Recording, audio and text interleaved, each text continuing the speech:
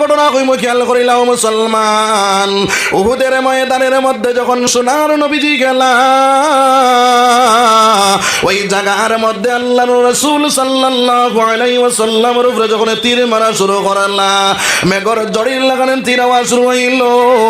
ওই সময় সোনার নবীর সঙ্গে ছিল তালহা রাদিয়াল্লাহু তাআলা আনহু। ওই তালহা আগে যাইনি, পিছনে যাইন, ডাইনে যাইনি, বামে যাই। সোনার নবী যেটা দেখলেন, ও তালহা তুমি আমার আগে যাও, পিছনে যাও, ডাইনে যাও, বামে যাও, তার কারণটা কি তা?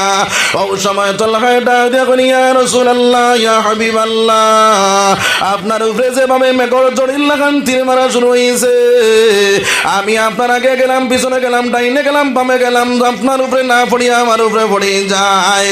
আর আমি যদি মারা যাই তাহলে আমার জীবনটা সার্থক বনিয়ে যাইব। সুবহানাল্লাহ। ওই সাহাবার শরীরের মধ্যে একটা নয়, দুইটা নয়, কিতাবের মধ্যে লিখিতরা মুসলমান এক লাগাতরে 82টা তীর ঢুকিয়া গেল সেই সাহাবা জায়গার মধ্যে পড়ে গেল। আল্লাহর রাসূল ফরমাইলেন, আমারে সাহায্য করেন, ওয়ালা ওই জায়গার মধ্যে কোনো মানুষ নাই। বেঈমান হলে যখন সোনার নবী যে মাইরে মারা শুরু করলা, আল্লাহর রাসূলের মাথার লোহার টুপি ভাঙিয়া মাথার ভিতরে ঢুকিয়া গেল।